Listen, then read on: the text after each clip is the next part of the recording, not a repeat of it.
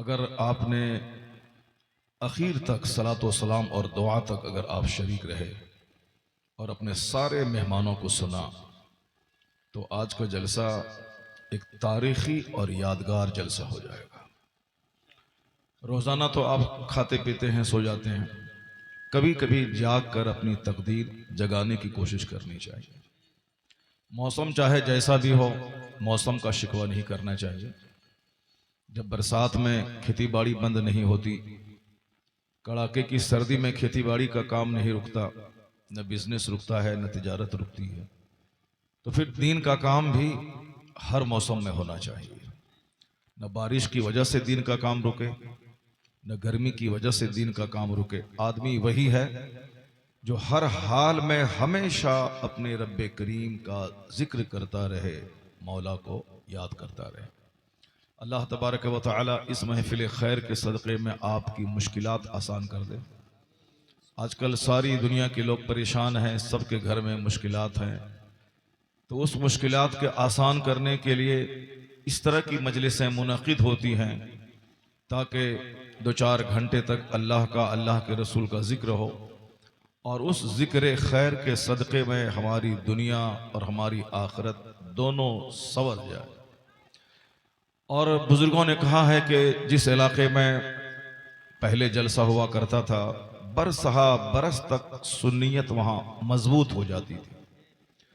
हुजूर मुश्ताक अहमद निज़ामी साहब क़िबला मदजिल रहमतुल्लाह ताला अलैह जिस इलाके में जाते थे, तकरीर उनकी एक होती थी, मगर बरसों तक वहाँ मसलके आला हजरत का डंका बजता रहता। सरकार मुफ्ती आजम हिंद रदी अल्लाह ताला अन्हु आज से 50 साल पहले किसी जलसे में शरीक होते थे। उनके चेहरे को देखकर बहुत सारे बेनमाजी नमाजी बन जाते थे, बहुत सारे लोग सख्त दिल नर्म दिल हो जाते थे। बुजुर्गों का गांव में आना, नेक लोगों का चेहरा देखना, उन लोगों की सोहबत में बैठने का जबरदस्त मौका इसी जलसे के जरिए हाथ आता है।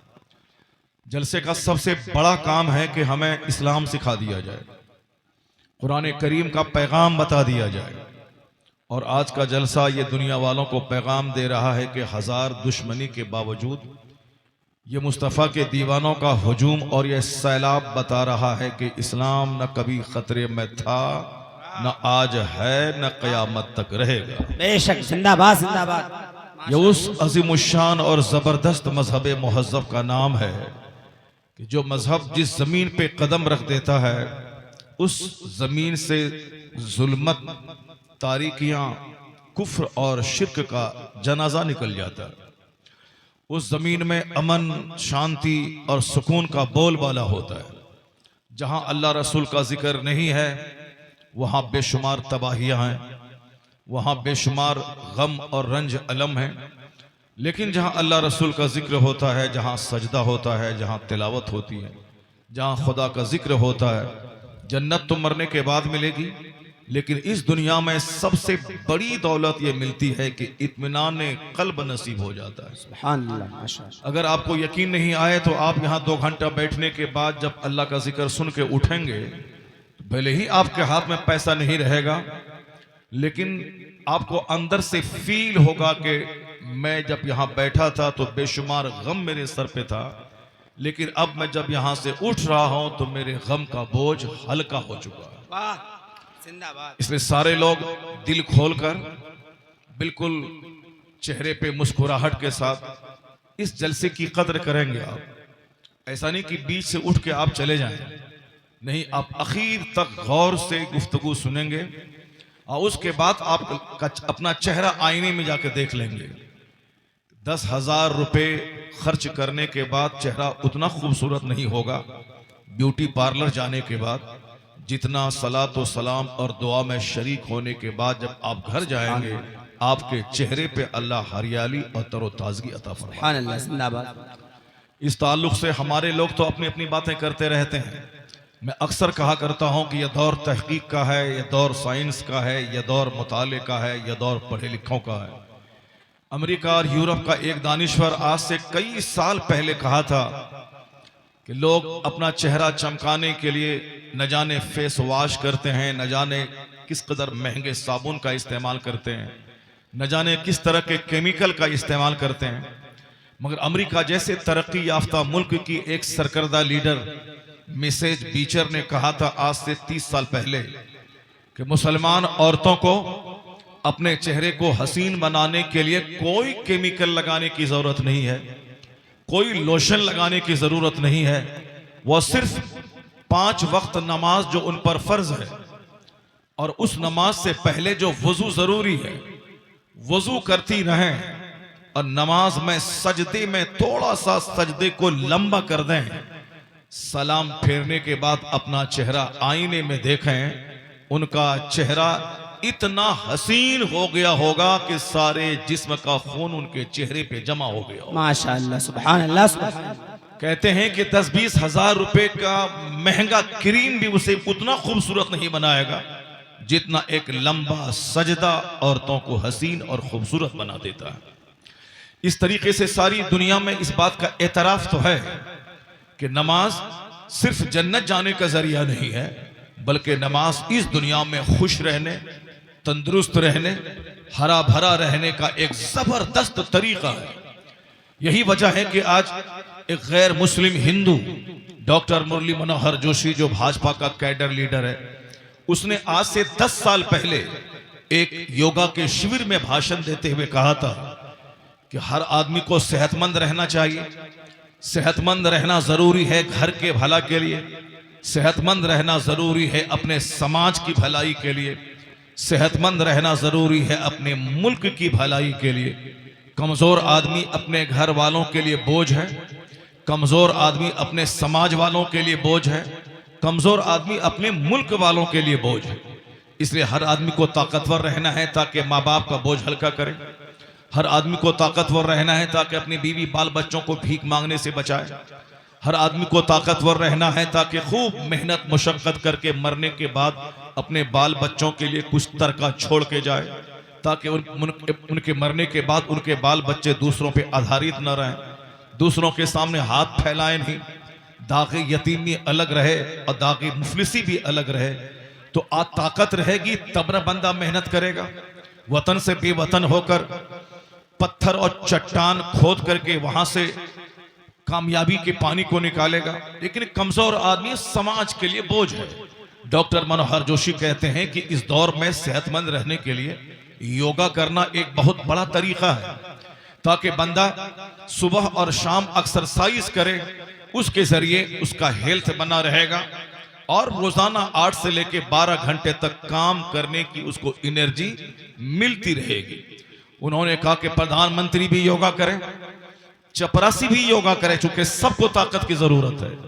जिसका दिमाग खर्च होता है उसको भी एनर्जी चाहिए और जिसका जिस्म खर्च होता है उसको भी एनर्जी चाहिए, मगर एनर्जी के बगैर कुछ काम नहीं होगा। मनोहर जोशी कहने लगे बहुत सारे लोगों ने अलग अलग तरीका अपनाया है।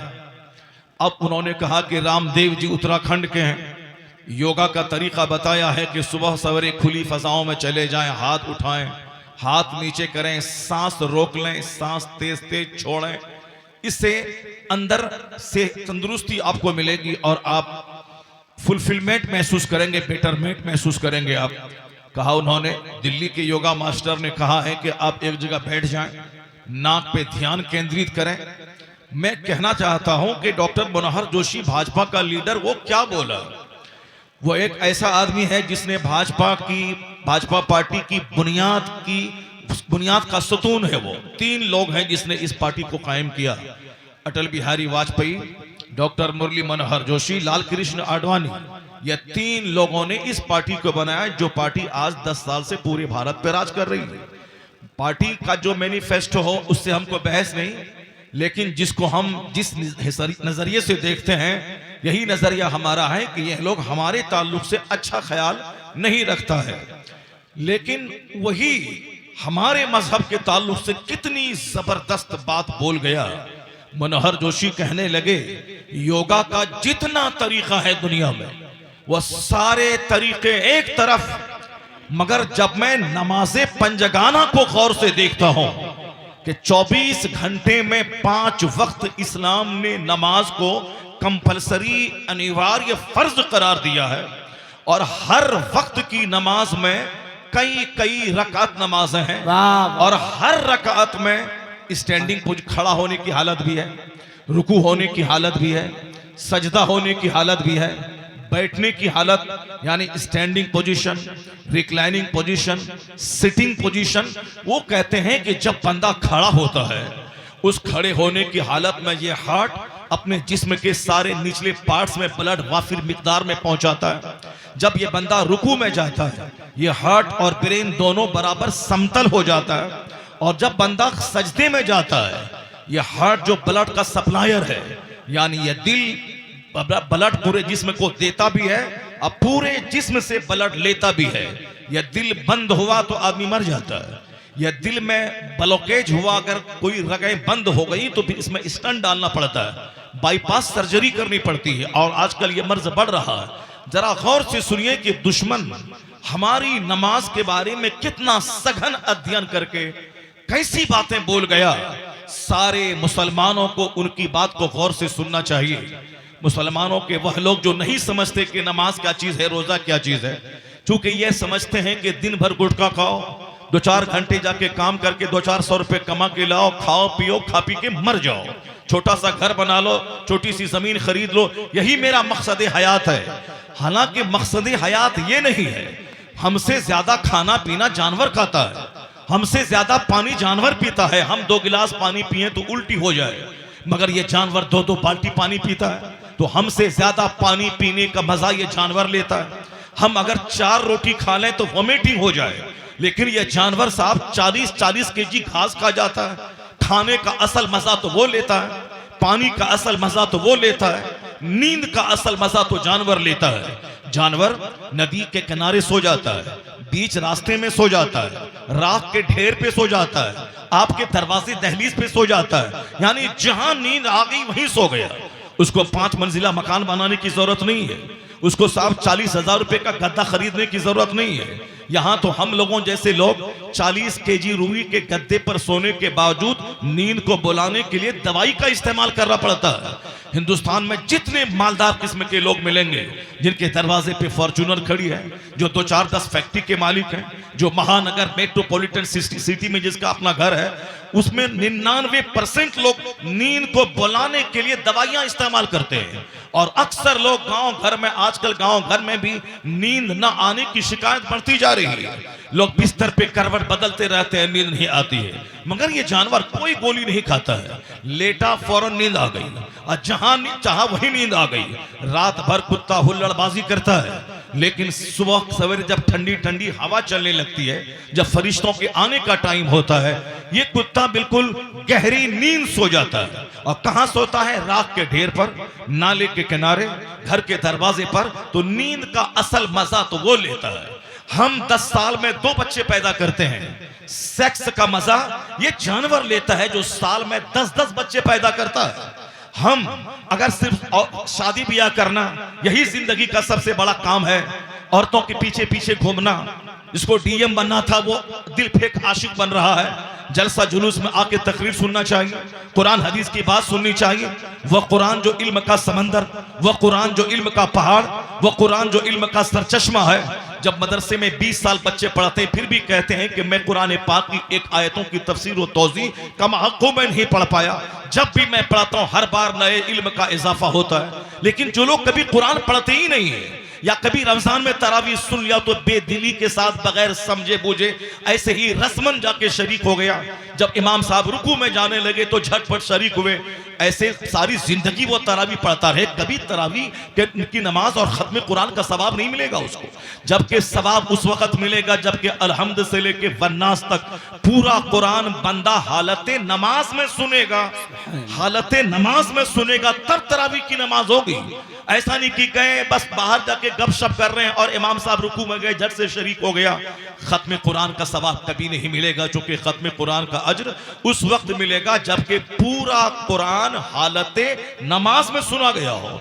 हमने बेदिली के साथ रमजान में सुना, जाना ही नहीं कुरान में क्या आया है, कुरान ने क्या पैगाम दिया है। एक स्कॉलर ने कहा है the Quran has been revealed to read it, to understand it, to consider in it, to act upon it, and to establish the rules of the Quran by it.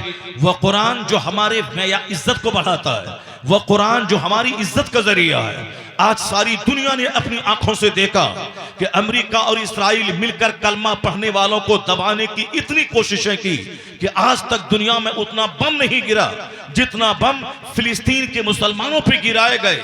लेकिन जिसने कहा था कि 3 दिन में मैं गाजा को तबाह कर दूंगा, आज 16 महीने गुजर गए, मगर फिर भी वहां के नौजवान बिल्कुल तरोताजा मस्ती के साथ जिंदा है और सारी दुनिया उनके तमाशे को देख रही है कि 16 महीने बम बारूद को झेलने के बावजूद ये इतना मोटा ताजा क्यों है। इनके पास गन कहां से आ गए, इनके पास महंगी महंगी कारें कहां से आ गई, ये हजारों लाखों की तादाद में अब तक ये टनल में कैसे छुपे हुए थे। सारी दुनिया ने जान लिया कि जहां महंगे महंगे बम गिराए गए मगर बम की ताकत खत्म हो गई, मगर ईमानी ताकत का जलवा सारी दुनिया आज देख रही है कि 16 महीने के बाद मुसलमान जिंदा है, उनकी अजान की आवाज जिंदा है, उनका सजदा जिंदा है, उनके सरों की टोपियां जिंदा है। वह थक गए मगर इस्लाम मुस्कुराता रहा। पता चला कि जहां बम काम नहीं करता है वहां कुरान पाक की तिलावत की ताकत काम क्या करती है। नारे तकबीर। सब कुछ सारी दुनिया अपनी आंखों से देख रही है। इस हालात को देखने के बाद हर मुस्लिम नौजवान को चाहिए कि अपने मजहब पर मजबूत यकीन पैदा करे। हर मुसलमान नौजवान को चाहिए कि जिसकी वजह से मेरी इज्जत है, आज वह मुट्ठी भर मुसलमानों ने दुनिया के 200 करोड़ मुसलमानों का सर फख्र से ऊंचा कर दिया है। आज हम भी सीना तान के कहते हैं जिसके बच्चों के पांव कट गए, जिनके बच्चों की गर्दन कट गई, जिनके घर के 10 में से 9 अफराद शहीद हो गए, मगर उसके बावजूद आज गजा जिंदा है, वहां के कलमा पढ़ने वाले जिंदा है। अमेरिका उससे थर्रा रहा है, इस्राइल के यहूदी की नाक कट गई या एक कैदी छोड़ता है, उसके बदले में 100 मुसलमानों को छोड़ना पड़ रहा है। ऐसी जिल्लत दुनिया की तारीख में किसी कौम ने नहीं देखी होगी जो 16 महीने बम बरसाने के बाद इन मुट्ठी भर नौजवानों के हाथों ये यहूदी जलील हो रही, ये कौम जलील हो रही है। यह इस बात की दलील है कि इस्लामी ताकत जब करवटें लेती है तो मादी ताकतों का जनाजा निकल जाता है, रूहानी ताकत गालिब आ जाती है। जिंदाबाद। एक कौम मुस्लिम, आज तुम्हें और मजीद अपनी ताकत को निखारने की जरूरत है। वह कुरान जिस कुरान के जरिए आज हम दुनिया में फाते हैं, जिस कुरान के जरिए हमारी इज्जत है, जो कुरान करीम का जवाब किसी के पास नहीं है। वह खरबों रुपए का बम गिरा सकता है लेकिन कुरान पाक की एक आयत का जवाब वह नहीं ला सकता है। यह इस बात की दलील है कि मेरी पहचान है कुरान, मेरी शान है कुरान, मेरी आबरू है कुरान, हमारी हक्कानियत की दलील है कुरान। इसलिए एक कौम मुस्लिम दुनिया की कोई किताब बाद में पढ़ना, फिजिक्स बाद में पढ़ लेना, केमिस्ट्री बाद में पढ़ लेना, जूलॉजी बाद में पढ़ लेना, एस्ट्रोलॉजी बाद में पढ़ना, एस्ट्रोनॉमी बाद में पढ़ना, पहले हर मुसलमान का बच्चा कुरान पाक पढ़ ले। और जिस दिन सब बच्चा कुरान पढ़ लेगा, डीएम बाद में बनेगा, गुलाम मुस्तफा पहले बन जाएगा। जिंदाबाद। और जिस दिन गुलाम मुस्तफा बन गए उस दिन सारा कुफ्र थर्राएगा। दुनिया की सारी ताकती ताकतें तुमसे थर्राएंगी। तुम्हारी एक खातून उनके 1000 मर्दों को हिलाने के लिए काफी हो जाएगी। आज हम जलील इसलिए हो गए कि मेरे घर में सनीमा है मगर कुरान नहीं है, मेरे घर में फिजिक्स केमिस्ट्री है मगर कुरान नहीं है, मेरे घर में क्रिकेट का तमाशा है मगर कुरान की तिलावत नहीं है। कल इंडिया के पाकिस्तान में मैच था, मैच जिसने खेला, मैच जिसने जीता, जिसको कार इनाम में मिला, लेकिन मैंने जो 4 घंटा आंख जला जला के मोबाइल पे मैच देखा, ये बताएं मुझको क्या मिला, मुझको क्या मिला? मैं कहता हूं तुझको क्या मिला? जीता जो वो जीता सिकंदर है, हारा जिसके उसके पास गम है। लेकिन तुमने जो आंख जला जला के टेलीविजन के सामने 4 घंटे बैठ के तुमने देखा और तुम जो मजा लिया के चौका चौका लगाया, ये छक्का लगाया, ये बैटिंग किया, वो साहब विकेट ले लिया, ये इतने रन पे आउट हो गया, ये जो हम 4 घंटे तक जो उछले और कूदे, मुझको क्या मिला? आंख की बीनाई गई, हम स्क्रीन पे निगाहें टिका के रहे, मेरा कारोबार बंद हुआ, मेरी आंख गई, एनर्जी लॉस हुई, नतीजे में कुछ नहीं मिला। काश यही 4 घंटे अगर हम 1000 दुरूद पढ़ लिए होते, 2-4 रकात नमाज नफल पढ़ लिए होते, कुरान पाक की एक सूरत की तफसीर का मुताला कर लिए होते, ये 4 घंटे मेरे लिए यादगार बन जाते। यही कयामत का एक दिन जहां 50,000 साल के बराबर होगा, जहां न कोई पुरसाने हाल होगा, न बीवी शौहर को पूछेगी, न शौहर बीवी को पूछेगा, न औलाद वालदैन के काम आएगी, न वालदैन औलाद के काम आएंगे। उस मुसीबत की घड़ी में ये 4 घंटे हमारे लिए मजबूत सहारा बन के आ जाता। सुभान अल्लाह, जिंदाबाद, हजारों लाखों नेकियां मेरे नाम अमाल में जमा हो जाती। लेकिन जिस कौम को दुनिया में एक सेंसिटिव कौम, एक रिस्पॉन्सिबल कौम, एक जिम्मेदार कौम बनना था, वह कौम मुशरिकों को देखकर खेल तमाशे के पीछे पागल हो गई। वह कौम साहब काफिरों की तरह दौलत कमाने की हवस में आगे बढ़ती चली गई। सिर्फ जमीन खरीदना, मकान बनाना, कपड़ा खरीदना, गाड़ी का मुकाबला, इसी मुकाबले में वह कौम लग गई जिस कौम को चाश्त का मुकाबला करना था, तहज्जुद का मुकाबला करना था, तालीम कुरान का मुकाबला करना था। वो अगर 50 रकात नमाज नफल पढ़ रहा है, मुझको 100 रकात पढ़ना है। वो अगर चाश्त तहज्जुद पढ़ता है, मुझे रोजाना 100 रकात नमाज नफल पढ़ना है। वो अगर 50,000 रुपए खैरात किया है, मुझे 1 लाख रुपए खैरात करके अपने मालिक को राजी करना है। जिसे नेकियों का मुकाबला करना था, जिसे अच्छे हसनात का मुकाबला करना था, अमाले सालिहा में मुकाबला करना था, ये सारी एनर्जी सिर्फ कमाने और खाने और बाल बच्चा पैदा करने और बाल बच्चों के लिए 2-4 बीघा जमीन खरीदने में अपनी एनर्जी झोंक दिया। ये नहीं देखा कि बाल बच्चे कयामत के दिन एक नेकी मुझको नहीं देंगे। ये नहीं देखा कि मेरी बीवी कयामत के दिन मुझको आंखों से देखेगी मैं जहन्नम की आग में जलने के लिए जा रहा हूं। एक नेकी की भीख में मांगूंगा मगर वो नहीं देगी। जिसके लिए मैंने अपनी जिंदगी के कीमती वक्त लगाया, जिसके लिए मैंने अपने नमाजें छोड़ दी, जिसके लिए मैंने रात की नींद कुर्बान की, वह एक नेकी नहीं देगी। तो अक्लमंदी का तकाजा है कि जब तक आंख खुली है, जब तक सांस चल रही है, मरने के बाद जब जिंदगी में कोई किसी का नहीं है तो मरने के बाद कौन किसका होगा। इसलिए हमें दुनिया में भी मेहनत के साथ इज्जत की रोटी हासिल करनी है और मरने के बाद हमें जन्नत की तैयारी इसी दुनिया में करनी है। तो जिसको दुनिया में खुशहाल रहना है, जिसको जन्नत जाना है, उसको दूसरी कौम के मुकाबले में डबल मेहनत करनी होगी। कुफ्र की ताकत है, दुनिया में खुशहाल रहने के लिए 18 घंटे मुताला करती है, दुनिया में खुशहाल रहने के लिए 16 घंटा ओवर टाइम लगा के काम करती है। तो जो मुसलमान को दुनिया में भी खुशहाल रहना है और मरने के बाद खरबों साल की जन्नत में जाना है, इसे काफिरों के मुकाबले में डबल मेहनत करनी होगी। और यह सोचना होगा कि खेत खलियान गए बगैर रोजी नहीं मिलती है, दुकान गए बगैर रोजी नहीं मिलती है, बिजनेस किए बगैर तरक्की नहीं मिलती है। तो उसे गिरा बांध के रखना होगा। जब दुनिया में अल्लाह रोजी देने वाला है मगर दुकान गए बगैर रोजी नहीं मिलेगी, खेत में हल जोते बगैर रोजी नहीं मिलेगी, तो मस्जिद गए बगैर भी जन्नत नहीं मिलेगी, रोजा रखे बगैर भी जन्नत नहीं मिलेगी, हज किए बगैर जन्नत नहीं मिलेगी। अल्लाह रोजी देने वाला है मगर खेत जाना होगा, अल्लाह जन्नत देने वाला है मगर मस्जिद जाना होगा, सदका करना होगा, खैरात करना होगा, तब दुनिया में अल्लाह रोजी देगा, मरने के बाद जन्नतुल फिरदौस। नारे तकबीर, नारे रिसालत, इस्लाहे मुआशरा कॉन्फ्रेंस, खलीफे सरकारे ताजुश शरिया। ए मेरी कौम, आज पूरी तकरीर सुन के आपको जानी है, अगर सीने में दर्द जगा कि मैं मुसलमान हूं, मुझे कुरान सुनना है, मुझे मुस्तफ़ा का फरमान सुनना है, मुझे अब तक जो हुआ अब जिंदगी में एक नया यू टर्न लेकर अपनी जिंदगी में कमाल पैदा करना है, तो आप तकरीर का एक जुमला अपने दिल की गहराई में आप नोट करेंगे। मौत की तलवार सर पे लटक रही है। मैं अभी 15 साल से लगातार जिस हैदराबाद की जमीन निजामाबाद पे मैं खिताब करने जा रहा हूँ, 12वीं शरीफ के मौके पे जाता हूँ। पहले 13 तकरीर करने जाता था, फिर बाद में उसको घटा के 6 कर दिया, मगर हर साल कम से कम 3 तकरीर जरूर करने के लिए मैं उस शहर में जाता हूँ। पूरे हिंदुस्तान में सिर्फ एक शहर निजामाबाद है जहां 12वीं शरीफ के मौके पर 16 जलसे होते हैं। 25 सफरुल मुजफ्फर से वो जलसा शुरू होता है और 12वीं शरीफ के जुलूस पर वो जलसा खत्म होता है।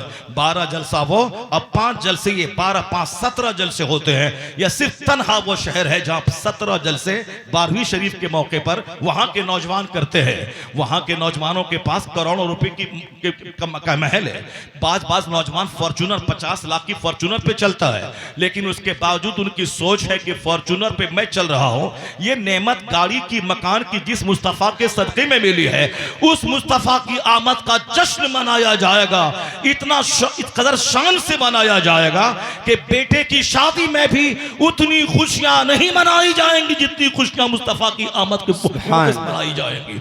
वह लोग करते हैं, रोजाना टाइम देते हैं, एक जलसे में तो आप आते नहीं, हमारा बच्चा इधर उधर घूम रहा है, छोकरीबाजी कर रहा है, नहीं समझता है कि हाँ मेरी माँ भी है, मेरी बहन भी है, मेरी बेटियां भी है, जिसको तुम घूर कर देखने के लिए इस तरफ जा रहे हो सकता है कि तेरी बहन को कोई दूसरा घूर के देखने के लिए आ जाए, तब तेरे दिल पे क्या गुजरेगा। नामर्द, हिजड़े, बदतमीज, एक दूसरा अपने दूसरों की बेटी है, तो मुसलमान होने के नाते तुझको उसका प्रोटेक्शन देना चाहिए। ये हमारी बहन है, ये हमारी माँ है, ये हमारी चची है, ये हमारी फूफी है, ये हमारी दादी है। बदतमीज तुम इसके तरफ तकरीरें छोड़कर, ये जन्नत की क्यारी छोड़कर, ये जन्नत की महफिलें छोड़कर उसके इर्द गिर्द घूम रहा है। क्या तुझे अच्छा लगेगा कि तेरी माँ के इर्द गिर्द 10 छोकरा घूमे, तेरी बहन के इर्द गिर्द 10 छोकरा घूमे, तेरी बेटी के इर्द गिर्द 10 छोकरा घूमे? जब तू नहीं चाहता है बदतमीज, ये बता दे कि तू जिसको घूर के देख रहा है वो भी तो किसी की बेटी है, वो भी तो किसी की माँ है, वो भी तो किसी की बहन है। ये जलसा सजाया जाता है गैर मुस्लिमों के सांस्कृतिक कार्यक्रम की तरह नहीं कि वहां जाएं और साथ एंजॉय करें, तफरी करें, घूमें, नाचें गाएं, नहीं नहीं, वो तो दूसरों का मजहब है जहां ढोल बजाया जाता है, जहां हारमोनियम बजाया जाता है, जहां पूजा के नाम पे नाचा जाता है, जहां पूजा के नाम पे औरतों को नचवाया जाता है।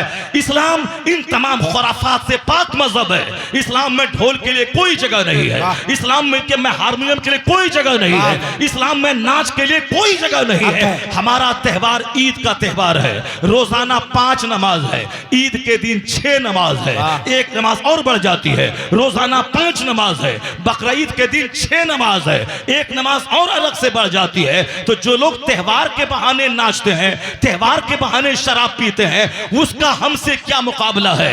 हमारा त्यौहार तो ये है कि डेली 5 नमाज फर्ज है और त्यौहार के दिन एक नमाज अलग से और वाजिब हो जाती है, रोजाना 5 नमाज, और बकरीद के दिन एक नमाज अलग से वाजिब होती है। क्या मतलब? मेरा फेस्टिवल का तस्वुर यह है मेरी इबादत बढ़ जाए, मेरा तकवा बढ़ जाए, मेरा तकवा बढ़ जाए, मेरी खैरात बढ़ जाए। ईदगाह जाने से पहले सदका फित्र निकालना है ताकि गरीबों की खुराक हो जाए, गरीबों के बदन पे कपड़ा आ जाए, उनके चूल्हे में आग सुलग जाए। बकरीद के दिन 1 लाख का बकरा तुमने खरीदा है, उस गोश्त के 3 हिस्से करना है, एक हिस्सा गरीबों के घर में पहुंच जाए। तो मेरा त्यौहार है जिसमें नाच नहीं, गाना नहीं, घूमना नहीं, इंजॉय नहीं। त्यौहार के दिन खैरात बढ़ जाती है, सजदा बढ़ जाता है, अल्लाह की तकबीर और तस्बीह और तहलील का पढ़ना बढ़ जाता है।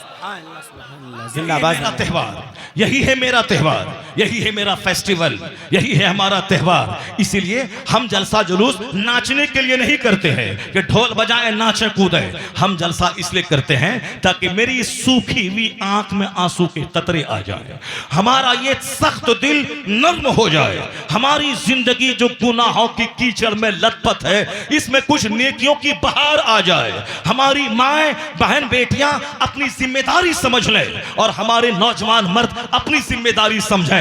दोनों अपने औरतें अपने घर को रोशन करें, मर्द बाहर रोशन करें, ताकि जन्नत जाने से पहले जन्नत की खुशबू उनके घर में महसूस होती दिखाई पड़े।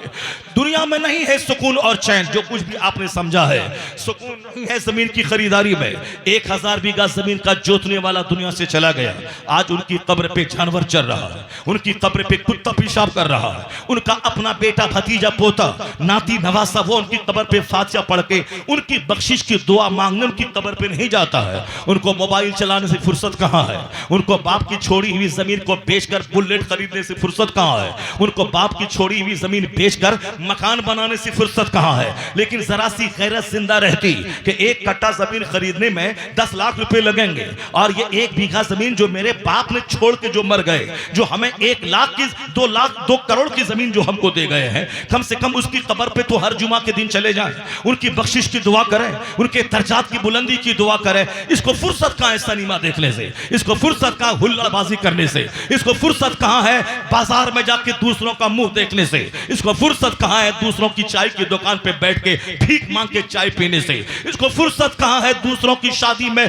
दीवाना बन के घूमने से, इनको फुर्सत कहाँ है रात रात भर पुल और पुलिया पे बैठ के वही नाच गाने वाला मोबाइल देखने से। यहूदियों का बच्चा मोबाइल चला चला के आईएएस ऑफिसर बन गया, वह साइंटिस्ट बन गया, और हमारा बच्चा जो डीएम बनने वाला था वह मोबाइल चला चला के दिल फेंक आशिक बन गया। वह चपरासी भी बनने के काबिल नहीं रहा। वह लड़की को लेके हैदराबाद से घर चला आता है, कहता अब्बू क्या करें, दिल दिल दिल दिल ये ले लिया है, हम क्या करें। पढ़ने गया था, बाप जमीन बेच के पैसा भेज के पढ़ा रहा था, वहां से वो किताब लेके क्या आएगा, नौकरी लेके क्या आएगा, खानदान पूरे गांव वाले की शान क्या बुलंद करेगा। वहां से लड़की को लेके चला आया, बनना था डीएम, ये आशिक बन गया। जो मोबाइल चलाएगा, जो सिर्फ ख्वाहिशात की तकमील करेगा, वो तो लड़की लाके माँ बाप की नाक कटा देगा। लेकिन जो एक एक मिनट को कीमती समझेगा, जो कुरान से जुड़ा रहेगा, जो आलिमों से जुड़ा रहेगा, जो नेक मजलिसों से जुड़ा रहेगा, वह लड़की लेके नहीं आएगा, वह वहां से मुलाजमत लेके आएगा, नौकरी लेके आएगा, आईएएस ऑफिसर बन के आएगा, वह बैरिस्टर बन के आएगा, वह लॉयर बन के आएगा, वह मास्टर बन के आएगा, ताकि खुद कमाएगा तो वो, मगर सारे गांव की नाक बुलंद हो जाएगी, सारे गांव की शान बुलंद हो जाएगी। वह काम मत कर कि तेरी सारी सलाहियतें एक औरत के पांव में दखल हो जाए। वह काम कर कि तू एक जबरदस्त बाप बन जा, जबरदस्त भाई बन जा, जबरदस्त समाज का एक फर्द बन जा, ताकि तू मर भी जाए तो सारा समाज तुम्हारी तालीम की रोशनी में सुकून महसूस करे और कहे ये अकेला नहीं था, पूरे समाज की आबरू और शान बन के चमकाता, पूरे समाज की आबरू बन के चमक, न कि एक लड़की के चक्कर में सारे खानदान की नाक मिट्टी में मिला दे, सारे खानदान की आबरू मिट्टी में मिला दे। यह काम बड़ी जिम्मेदारी वाला काम वो करेगा जो फजूल बातें नहीं बोलेगा, जो फजूल काम नहीं करेगा, जो फजूल सोहबतों में नहीं रहेगा, जो फजूल नहीं घूमेगा, अपना एक टारगेट बना लेगा, अपना एक एम बना लेगा, मुझको करना क्या है, मुझको जीना कैसे है, मुझको रहना कैसे है। मैं बात वहां की कर रहा था, जिस तंजीम के लोग हर साल 17 महफिलें करते थे, उस तंजीम में 4 लोग 4 पिलर की तरह थे। उन पिलर में से एक पिलर परसों गिर गया। वह 4 लोग गाड़ी से जा सफर कर रहे थे, एक जलसे से वापस आके कभी नहीं सोचा होगा कि ऐसा कुछ हो सकता है। जवान बीवी, 4 बच्चियां और 2 बेटे, बिल्कुल यंग आलिम दीन, मस्जिद का इमाम, वह लौट रहे थे। अब गाड़ी रफ भी नहीं चला रहा था, गाड़ी आगे जा रही थी, पीछे से एक लारी ने टक्कर मारा और सैयद अयूब हाशमी मस्जिद के इमाम का स्पॉट डेथ हो गया। यानी जो उस तंजीम का एक मजबूत सुतून था, खत्म हो गया। सारा शहर सोगवार है। ऐसा नहीं कि ऐसा क्यों हो गया, ये हादसा किसी के साथ हो सकता है और कोई वक्त मुतअय्यन हमारे नजदीक नहीं है, मगर अल्लाह के नजदीक एक वक्त फिक्सेड है। कौन कहां मरेगा, किस हालत में मरेगा, कैसे मरेगा, वो तो अल्लाह का शुक्र है। वो मस्जिद के इमाम थे और एक दूसरे पीर साहब सलमान मियां से मुलाकात करके वापस हो रहे थे, दीनी महफिल में गए थे, वहां से वापस हो रहे थे। तो चलो शहादत की मौत मर गए, मरना तो सबको है, लेकिन जो सनीमा हाल से लौटते हुए मर गया, जो तवाइफ के कोठे से लौटते हुए मर गया, जो कव्वाली की महफिल में जाके नाच कूद रहा था, हारमोनियम और तबला बाजा सुन रहा था, वहां से लौटते हुए मर गया। जो लोग जाके नाच कूद रहा था साहब, वो वहां से वापस होते हुए मर गया। तो इसके मतलब ये निकला कि खुदा की राह में मर जाना, शहादत की मौत मरना, नेक महफिलों में आते जाते रहना, अगर मौत आ जाए तो एक आला शहादत की मौत आ जाए। और हमेशा अपने आप को नाच गानों से बचाना, तवाइफ के कोठे से बचाना, सनीमा हाल से बचाना। अगर सनीमा हाल में 3 घंटे पैसा दे के सनीमा देखता रहा, और आजकल तो अचानक मौत वाक़ई हो रही है और नौजवानों की डेड बॉडी सनीमा हाल से निकल रही है और जिम खाने से निकल रही है। अगर 3 घंटे सनीमा हाल में सनीमा देखता रहा, अगर वहां मर गया, सर में चक्कर आया, अटैक आया, अगर मर गया तो क्या हाल होगा। और जलसे में आके अगर मर गया, मस्जिद में नमाज पढ़ते पढ़ते मर गया, रोजा रखते रखते मर गया, तो समझ ले कि शहादत की मौत मरा, आला मौत मरा। वह गंदी जगह गया, सीधे जहन्नम पहुंचा, अगर जलसे में आके मर गया तो सीधे जन्नतुल फिरदौस का मुसाफिर कर गया। सुभान अल्लाह, सुभान अल्लाह। इसलिए बंदा को चाहिए कि हमेशा अच्छी महफिलों में आना जाना रखे, ताकि मौत आए तो अच्छी महफिल में आए, अच्छी बातें बोलता रहे, ताकि मौत आए तो अच्छी बात जबान पे हो, अच्छी महफिलों में आता जाता रहे, ताकि मौत आए तो अच्छी महफिल में आ जाए। मरना तो सबको है। आप बोलेंगे क्या मौलाना को मरना नहीं है? मैं कहूँगा हाँ हाँ मुझको भी मरना है। आप कहेंगे आपके मौलाना कारी रसूलुल्लाह साहब थे, क्या वो नहीं मरे स्टेज पर तकरीर करते करते? आपके मौलाना एजाज कामठवी थे, क्या वो नहीं मरे तकरीर करते करते? आपके साहब शायर थे, नात पढ़ने के लिए घर से निकल रहे थे, सीढ़ी से नीचे गिरे और उनका इंतकाल हो गया। फलां साहब थे, नात पढ़ते पढ़ते मर गए। मैं कहूँगा हाँ हाँ मरना तो सबको है, मगर गुटखा चबा चबा के झूठ बोल बोल के मरना और है, नाते नबी पढ़ के मरना और है, तवाइफ के कोठे पे मरना और है, मस्जिद की चटाई पे सजदा करते हुए मरना और है। मरना तो सबको है, मगर वह मौत काबिले रश्क है जो खुदा करते करते आ जाए, अल्लाह अल्लाह करते आ जाए, दिन की महफिलों में आ जाए, खाने काबा में आ जाए, रोज़े रसूल पे आ जाए, आला हजरत के मज़ार पे आ जाए, मस्जिदों में आ जाए, जलसा में आ जाए। ये मौत सबको नहीं आती। अल्लाह जिससे मोहब्बत करता है उसी को नेक जगहों पे मौत अता फरमाता है। जब आज सडन डेथ, अचानक मौत आ रही है, किसी भी वक्त में कोई मर सकता है, उससे पहले अपनी जिंदगी का जायजा लेना चाहिए कि मैं कहां हूं और मैं क्या कर रहा हूं, मैं किस रास्ते में हूं, नेकियां कितनी मेरे पास हैं। अगर कल फजर के बाद मेरी मौत का ऐलान हुआ तो आज ही गौर कर लें कि नेकियां मेरे पास कितनी हैं और बुराइयां कितनी है, तो फिर आदमी को एहसास होगा कि मैं क्या कर रहा हूं। वह बाल बच्चों के लिए तो जिएगा, लेकिन उससे ज्यादा वह अपने लिए जिएगा, जन्नत के लिए जिएगा, आखिरत के लिए जिएगा, कब्र के लिए जिएगा, हश्र के लिए जिएगा। जिस रब ने पैदा किया उस रब करीम की इबादत के लिए जिएगा। तो अगर यह नीयत रही कि मुझे जन्नत जाना है तो बाप के का पांव दबाएगा, वो भी जन्नत जाने का जरिया है। माँ का चेहरा देखेगा, वो भी जन्नत जाने का जरिया है। बीबी के मुंह में सुन्नत समझ के जो लुकमा डालेगा वो लुकमे का भी अज्र मिलेगा। और अपने बच्चों को अदब अगर सिखाएगा कि मेरे लाल खाने से पहले दोनों हाथ गट्टों तक धो लेना है, मेरे लाल बैठने का सुन्नत तरीका ये है, दाना चबा चबा के खाना है, का पायजामा बैठ के पहनना है, कुर्ता खड़े होके पहनना है, मेरे लाल ऐसे पहनना है, ऐसे खाना है। याद रखें कहा गया है तुम अपनी औलाद को जो तरबियत देते हो, जो अदब सिखाते हो, इससे बेहतर कोई तोहफा नहीं है। 50 करोड़ का महल बच्चों को देना ये उतना बड़ा गिफ्ट नहीं है जितना अपने बच्चे को अदब तहजीब उसको दुनिया सिखा देना ये सबसे बड़ा तोहफा बाप की तरफ। नारे तकबीर, नारे रिसालत, शमीम रजा फैजी, अल्लामा डॉक्टर शहरियार रजा कादरी साहब किबला। एक बाप अपने औलाद को जितना भी गिफ्ट देता है, जितना भी तोहफा देता है, उससे बेहतर कोई तोहफा नहीं है। 50 करोड़ का महल बच्चों को दे के मर जाना, इसका कोई बेनिफिट आपको नहीं मिलेगा। 100 एकड़ जमीन छोड़ के बच्चों को मर जाना, उसका कोई बेनिफिट नहीं मिलेगा। लेकिन अपने बच्चों को अगर आप नमाजी बन के मर गए तो बच्चा जब तक सजदा करता रहेगा उन तमाम सजदों का फायदा उस नमाजी बाप को मिलता रहेगा, नमाज पढ़ाने वाले बाप को मिलता रहेगा। जरा गौर से सुनिएगा, मेरी बातें तवील ना हो जाए। मैं जरा अपनी तकरीर को अब मैं शुरू करता हूं ताकि आपका एक मजाज अब बन गया है।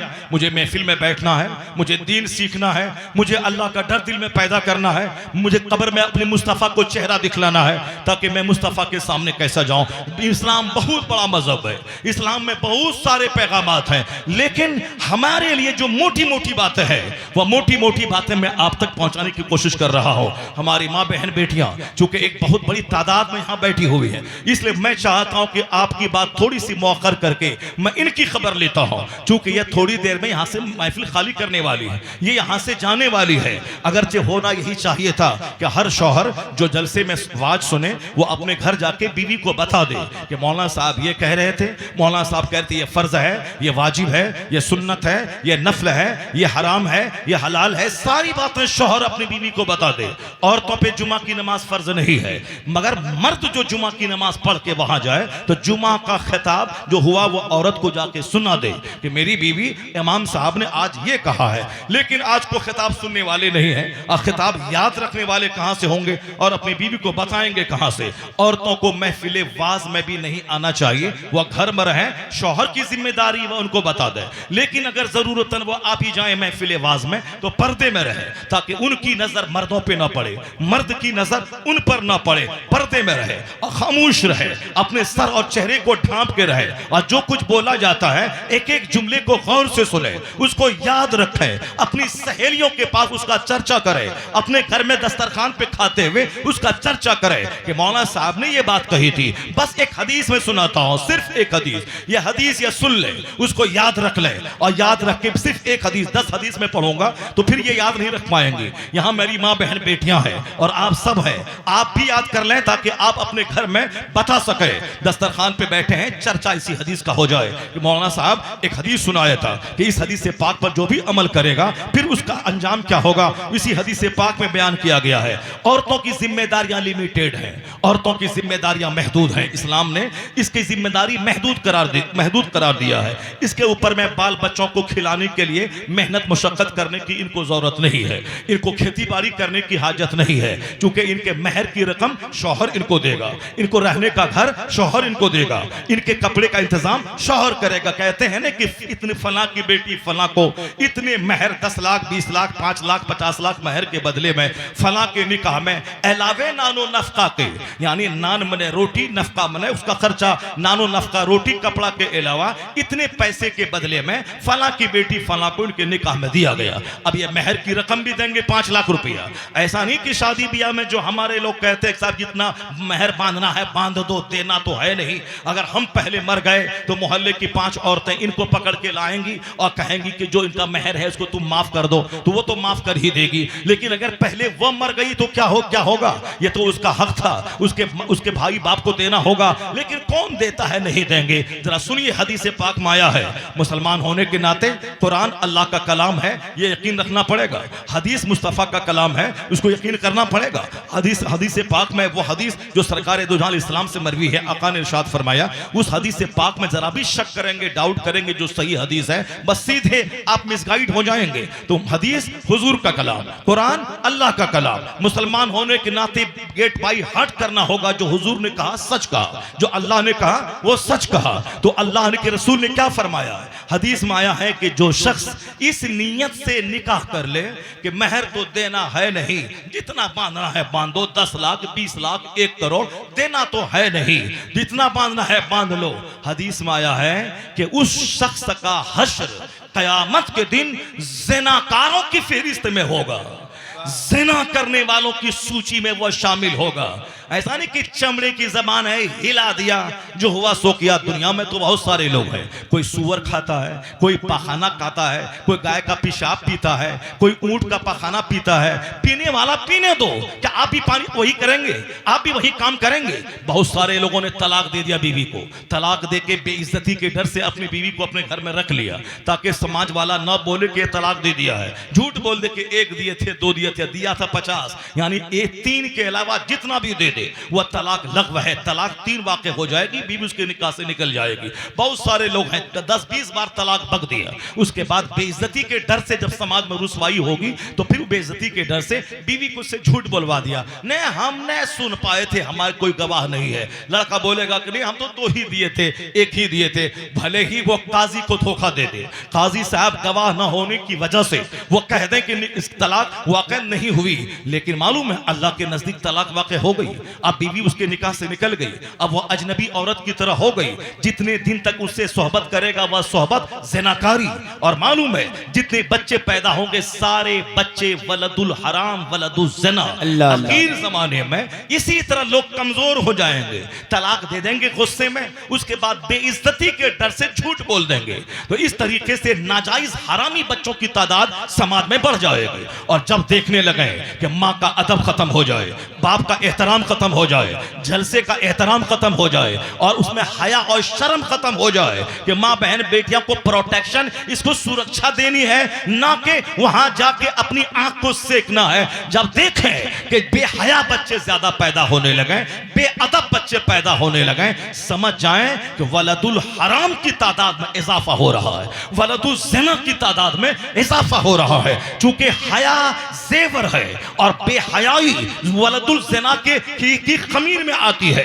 जहां जहां हलाल औलाद है, जहां माँ बाप की पाकीज़ा औलाद है, वहां कहीं ना कहीं कुछ न कुछ शर्म रहेगी, गैरत रहेगी, हया की चादर रहेगी। और जहां बिल्कुल बेहयाई हो, समझ जाएं कहीं ना कहीं बुनियाद में खता है, असल में खता है। इसलिए जबान पे कंट्रोल रहे। ऐसा नहीं कि जो बांधना है बांध दीजिए। मुसलमान होने के नाते आपको हमेशा इस बात का यकीन रखना पड़ेगा कि क्या हलाल है उस पर चलना है, क्या हराम है उससे बचना है, क्या जायज है उसको करना है, क्या नाजायज है उसको नहीं करना है। इसलिए अब मर्दों की जिम्मेदारियां बहुत है। इसको जिहाद करना है, इसको जुमा की नमाज पढ़नी है, इसको खुतबा देना है, इसको ईदैन की नमाज पढ़नी है, इसको जिहाद में जाना है, इसको बाल बच्चों की खिलाने के लिए बेवतन से बेवतन होना है, रात की नींद कुर्बान करनी है, दिन में मारे मारे खेत में, दुकान में, खलियान में रहना है, अपना पूर्णिया छोड़ के दिल्ली पंजाब में इसको जाना है, पंजाब छोड़ के अमेरिका जाना है, अमेरिका में गैर कानूनी तौर पर रहें तो जिसको घमंड था कि हम पंजाब के रहने वाले हैं और हम अमेरिका में रह रहे हैं, अब वहां से हाथ पांव में जंजीर बांध के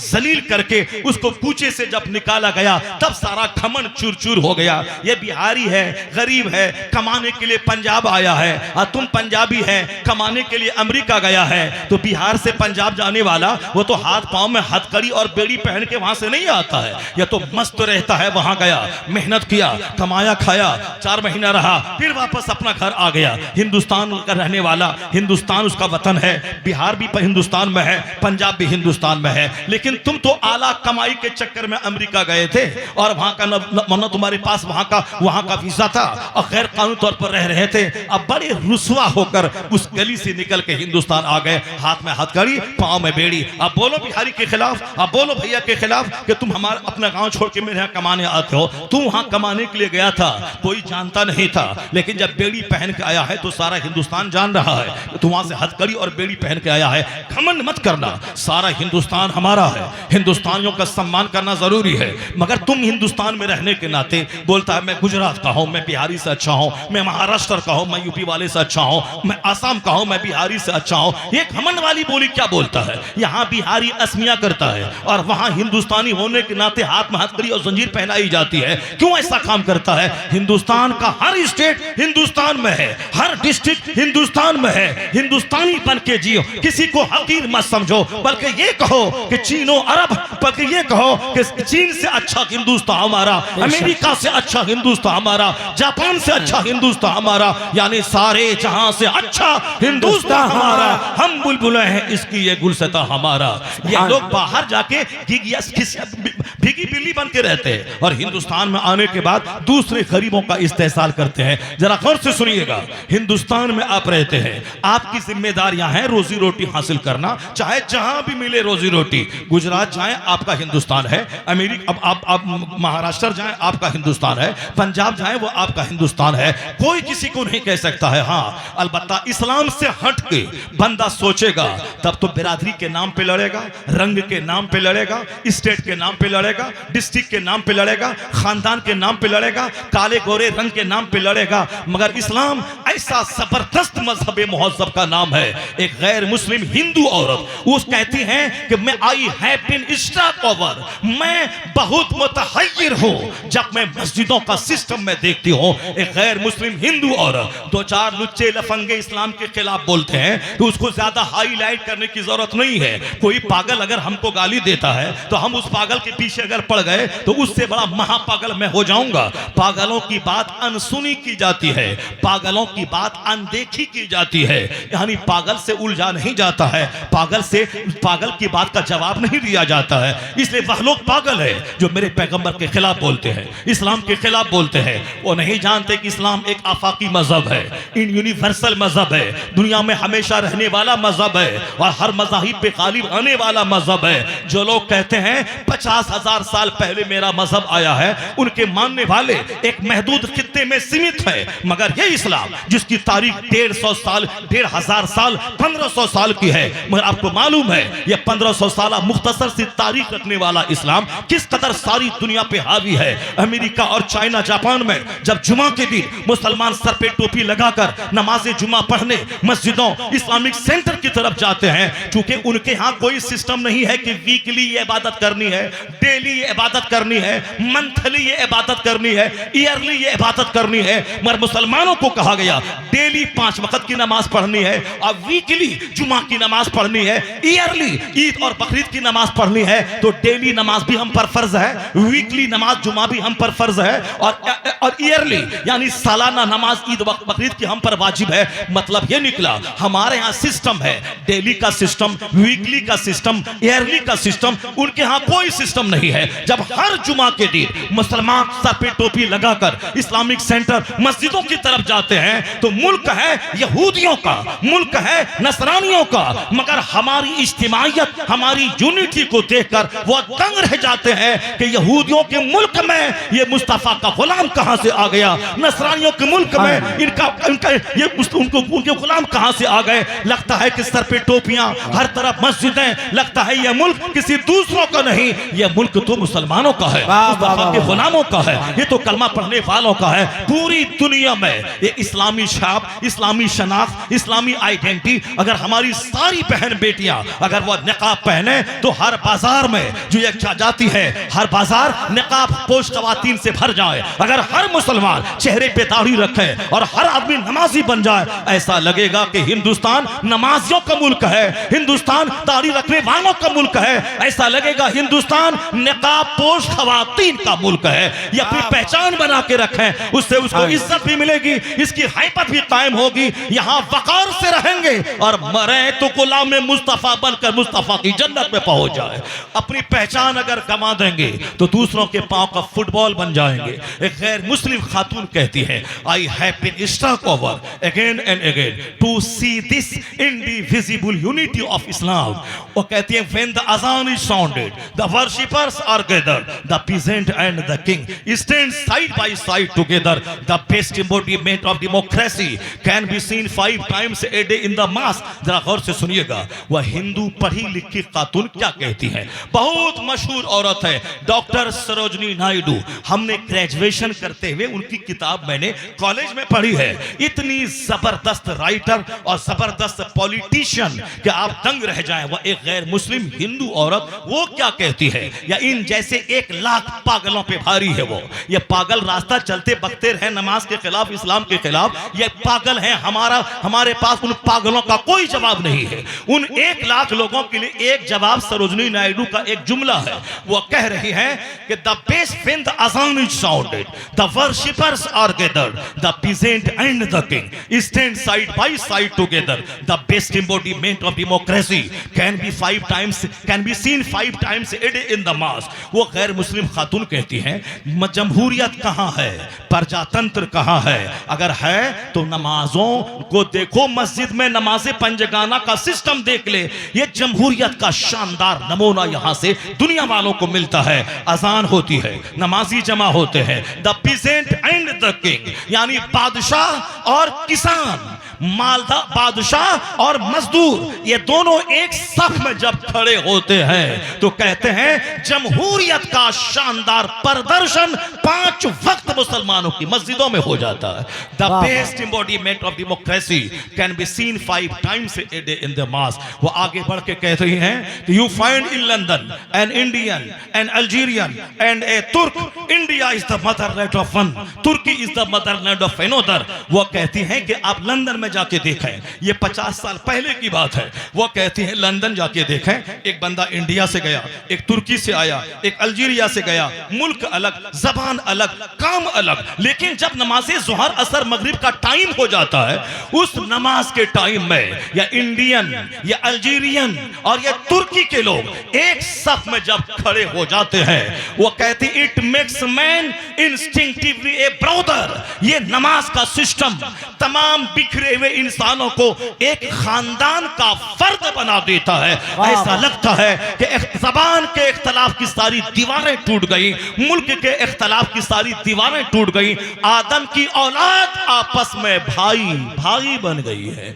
यह सिस्टम इस्लाम देता है, यह सिस्टम नमाज देता है। अगर आप अपनी मस्जिद की नमाज, अब मस्जिद में अगर आप खान पठान अंसारी नदाफ करने लगे, इंतहाई शर्मनाक बात है। अगर आप अपनी मस्जिद में अमीर और गरीब का कार्ड खेलने लगे, इंतहाई शर्मनाक बात है। अगर आप अपनी मस्जिद में अमीरी और गरीबी का कार्ड खेलें कि मैं जमींदार हूं यहां बैठूंगा, ये मजदूर है ये मस्जिद से बाहर बैठेगा, इंतहाई जिल्लत आमेज ख्याल है। जिस मस्जिद में जो सबसे पहले जाके बैठ जाए, चाहे अदना दर्जे का गरीब भिखारी क्यों ना हो, कोई अरबपति भी उसको उठा नहीं सकता है जब तक कि वो अपनी मर्जी से वह जगह छोड़ के न चला जाए। यह मस्जिद में है जहां सारा फर्क मिटा दिया जाता है। हम लोग इख्तलाफ में पड़ गए, हम लोग इंतशार में पड़ गए, इसलिए दुनिया की निगाहों से हम गिर गए। वरना यह लोग हमारी इज्जतों को देखकर दिल खोल के रख दिया कि पूरी दुनिया में यूनिवर्सल मजहब, पूरी दुनिया में इंटरनेशनल मजहब, पूरी दुनिया में तहजीब तमद्दुन ऑर्गेनाइजेशन सिखाने वाला मजहब, वह मजहब इस्लाम है। अब जरा एक बात मैं बोलूं, फिर उसके बाद वापस मैं अपनी माँ बहन बेटियों को एक हदीस सुनाता हूं, उसके बाद फिर मैं आपकी तरफ लौट के आता हूं। आपकी जिम्मेदारी बहुत बड़ी है।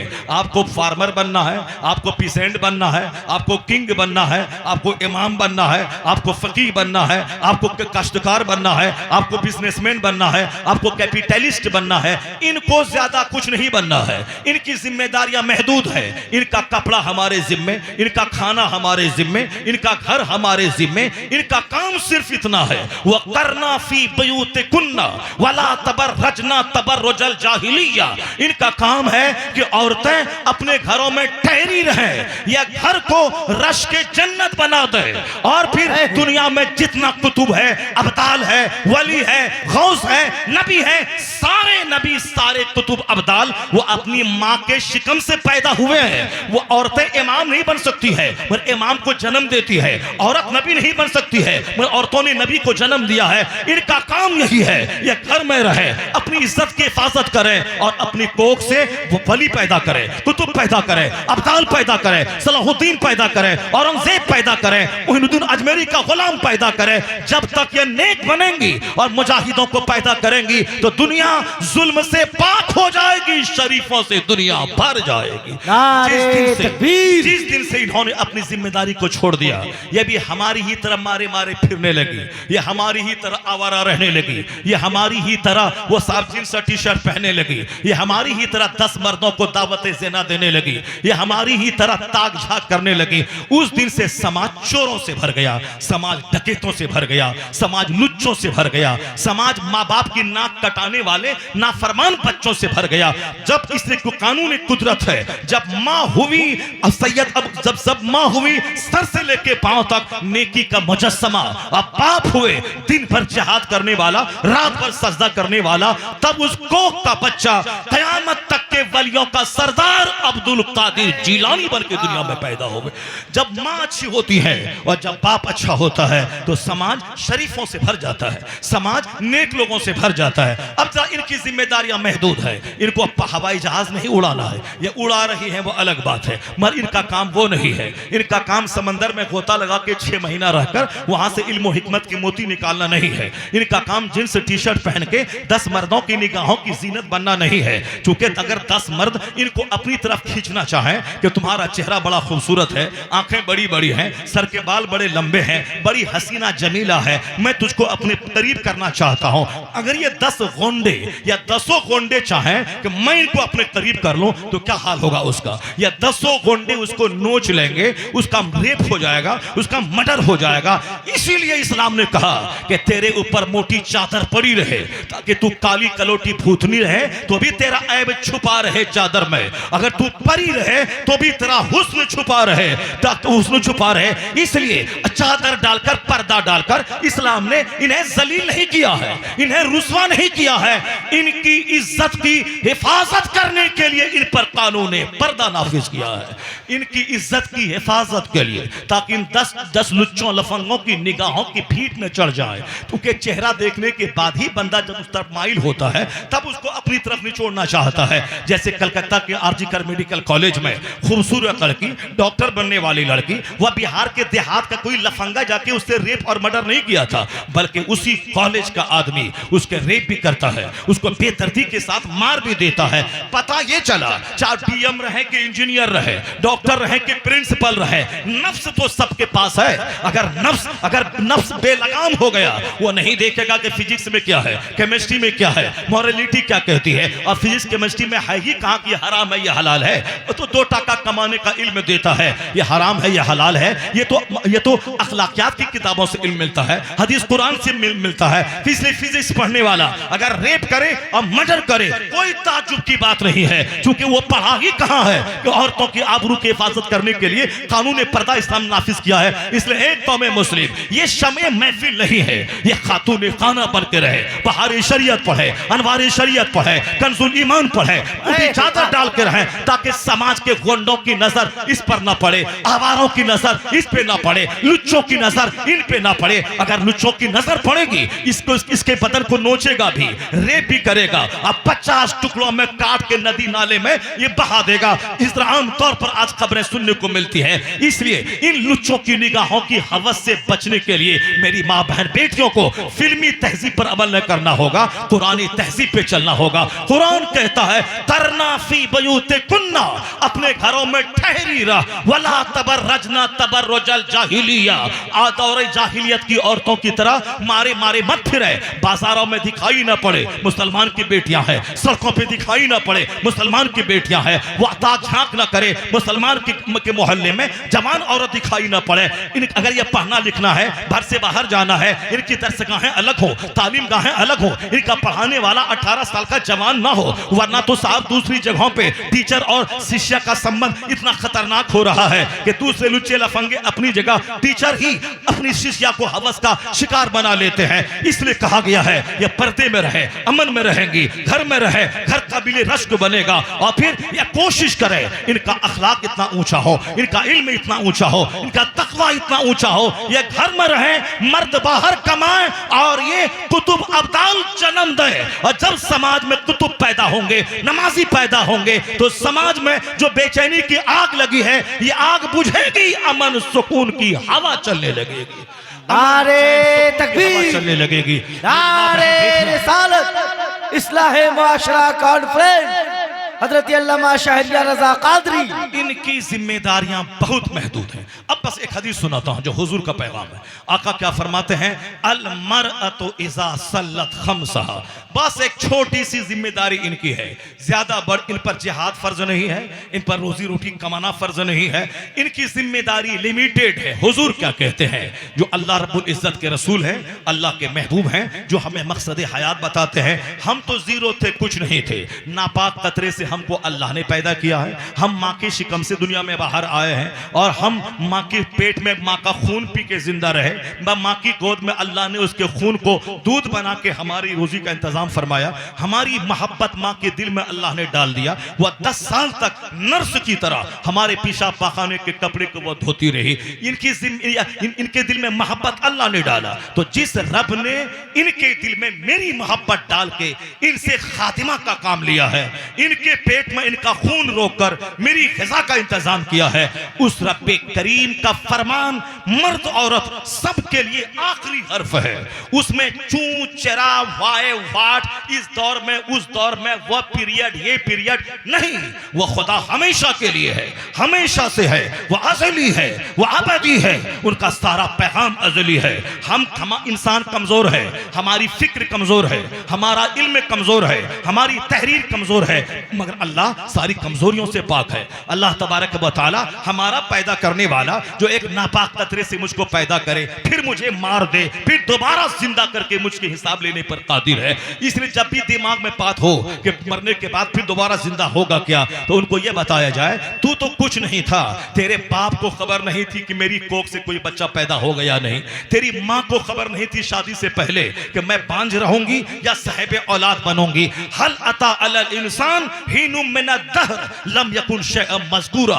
कुरान कहता है एक ऐसा जमाना नहीं गुजरा कि तेरा नामो निशान दुनिया में नहीं था। यानी मेरे माँ बाप की शादी जब नहीं हुई थी तो मेरी माँ को भी खबर नहीं था कि मैं माँ बनूंगी, बेटा होगा या नहीं होगा। मेरे बाप के हाशिए ख्याल में भी नहीं था कि मैं साहिब औलाद बनूंगा या मैं ऐसे ही रान रहूंगा, नहीं खबर थी। न तेरी माँ को इल्म था तेरा, न तेरे बाप को इल्म था तेरा। मगर जब कुछ नहीं था तो हमने तुझको एक अजूबा इंसान बना के, तेरे माँ बाप के मिलने के बाद एक अजूबा इंसान बना के मैंने तुझको दुनिया में पैदा किया। जब तेरा कोई चर्चा नहीं था तो तुझको मैंने अदम से वजूद में तुझको लाया, यानी तू कुछ नहीं था मगर तुझको खूबसूरत इंसान बनाया।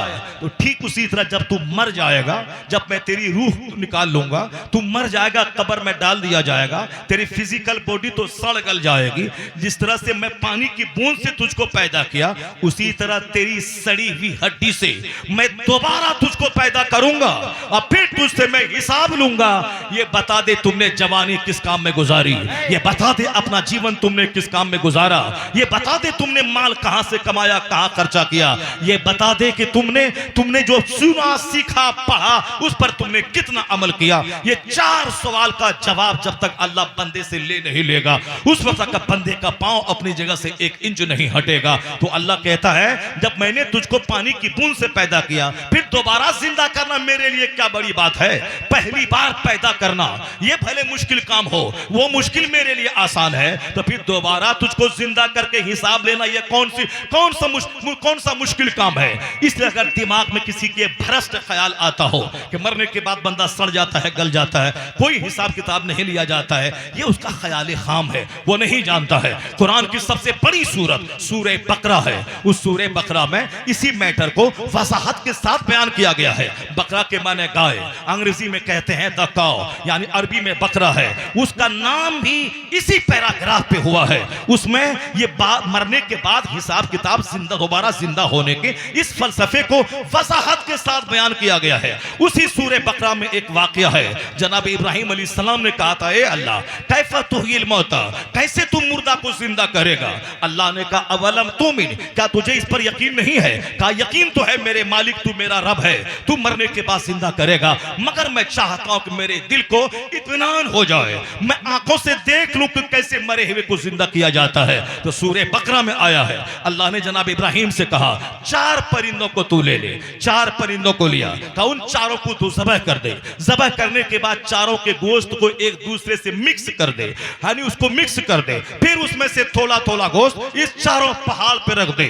उसके बाद तू आवाज दे कि मेरी तरफ आ जाओ। जब आवाज आपने 4 परिंदे को लिया, उसको गोश्त पे कीमा बना दिया, सबको एक दूसरे में मिक्स कर दिया और 4 पहाड़ पे रख दिया। उसके बाद जनाब इब्राहिम ने कहा कि आ जाओ, अल्लाह के हुक्म से तू आ जाओ। तो चारों पहाड़ के वह मिक्स गोश्त, सारा गोश्त का टुकड़ा एक दूसरे से मिलता रहा, हड्डियां मिलती रही, पर मिलते रहे और चारों परिंदा जिंदा होकर सामने आ गया। जनाब इब्राहिम ने कहा, ए अल्लाह मुझे यकीन हो गया कि तू इसी तरह मुर्दों को जिंदा करेगा, इसी तरह तू जिंदा करेगा। चाहे कोई समंदर में सड़ जाए या सांप के मुंह में चला जाए या कोई मिट्टी में गल जाए, अल्लाह तबारक व तआला उसे जिंदा करेगा। फिर उसे 4 सवाल करेगा क़यामत के दिन। वो सवाल पहला, या कीमती जिंदगी तुमने किस काम में गुजारी, या बहुत बहुमूल्य जीवन तुमने किस काम में गुजारा, ये सवाल होगा। दूसरा सवाल होगा कि तुमने जवानी किस काम में लगाई।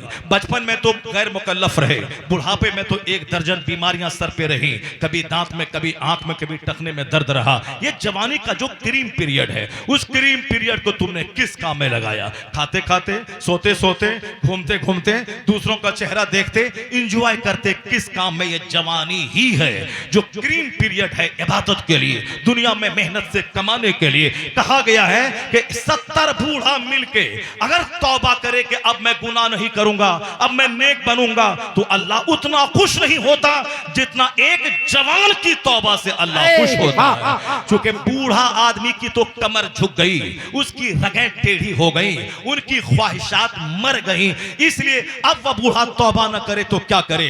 लेकिन वह जवान जिसकी आंखों में ख्वाहिशा शहवत जिंदा है, जिसकी शर्मगाह में शहवत जिंदा है, जिसके सीने में शहवत जिंदा है, ये अगर आंखें बंद कर लेता है, दिमाग को गंदे ख्याल से पाक कर लेता है, अपनी शर्मगाह की हिफाजत करता है, ये नफ्स में आग लगी है कि देखा जाए, मगर ये आंख बंद करके नफ्स पे कंट्रोल करता है, लाहौल पढ़ता है, अपने आप को उस राहों से जाने से बचाता है, अगर ये तौबा कर लेता है तो 70 बूढ़ों की तौबा से ज्यादा उस जवान की तौबा से अल्लाह खुश हो जाता है। क्योंकि इन्होंने मुश्किल काम किया है, इन्होंने बड़ा हार्ड काम किया है, जो काम इनके बस में नहीं था, मगर इसने अल्लाह की रहमत से उम्मीद करते हुए अपने आप को गुनाहों से बचाने की कोशिश की है।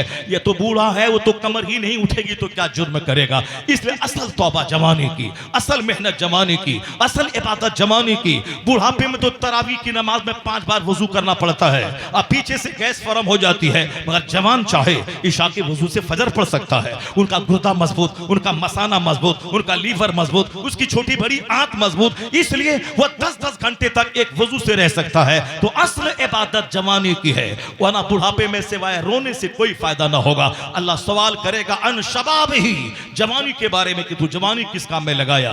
ये आंख, ये जबान, ये ब्रेन, ये हाथ, ये पेट, ये घुटना टखना, जिसको मोड़ते हैं हम, अगर ये इसमें फ्लेक्सिबल नहीं रहे तो इसका मोड़ना हमारे लिए महाल हो जाए। अगर यहाँ दाना ना पचे तो मेरा जिंदा रहना मुश्किल हो जाए। अगर ब्लड ना बने तो 10 करोड़ रुपए खर्च हो जाएंगे 2 साल जिंदा रहने के लिए, ब्लड ऊपर से चढ़ाने के लिए। ये सब कुछ फ्रीली हो रहा है। मैं खाना खा रहा हूँ, खाना पच रहा है, एक तरफ पेशाब बन के निकल रहा है, एक तरफ पखाना बन के निकल रहा है, एक तरफ ब्लड बन के मेरी सारी रगों में जा रहा है। वही थोड़ा सा सिस्टम ब्लड बनने वाला चरमरा जाए तो फिर दिन में तारे नजर आते हैं। 10 बीघा जमीन बिक जाती है एम्स में ब्लड चढ़वाने में। ऐसे बहुत सारे केसेस हैं। तो इसके बारे में तो सवाल करेगा अल्लाह। मैं बहुतों को गूंगा रखा, तुझको जबान दी, क्या किया तुमने? मैंने बहुत सारों को अंधा बनाया, तुझको आंख दी, तुमने क्या किया? मैंने बहुत सारे लोगों को बहरा बनाया, तुझको मैंने कान दिया।